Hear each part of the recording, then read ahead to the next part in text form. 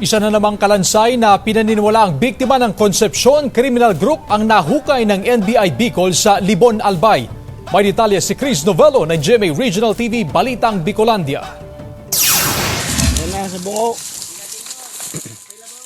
Muli na namang nakarecover ng kalansay na pinaniniwala ang biktima ng Concepcion Criminal Group ang mga kawani ng NBI Bicol sa Sitio Pinarik, Barangay Molos-Bulos sa bayan ng Libon, Albay nitong Marso 6. Ayon sa NBI, may butas sa bungo ang nasabing kalansay pero hindi pa makumpirma kung mula ito sa bala ng baril o anumang matigas na bagay.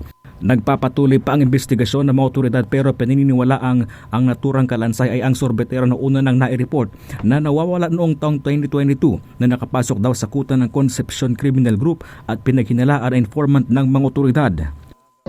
Since June 2022, pang 10 na po ito. Kailangan po nating idaan sa DNA tapos yung relative niya na lumapit sa amin, i-compare po natin.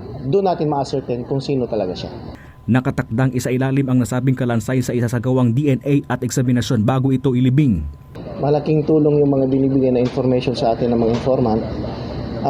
Huwag kayong matakot na tumulong sa amin para mabigyan naman ng hustisya yung mga biktima ng grupong ito. Ang Concepcion Criminal Group ay ang notorious group na binuo ni Gilbert Concepcion matapos ito mag-awol sa Philippine Army noong June 2011 at tuloy na tanggal sa military service noong Agosto sa parehong taon. Nito ring Enero 24 sa kasalukuyang taon nang mapatay si Concepcion sa isang joint operation sa Parañaque City. Ang grupong binuo nito ang nasa likod ng sere ng pamamaslang at iba't ibang krimen sa Bicol Region.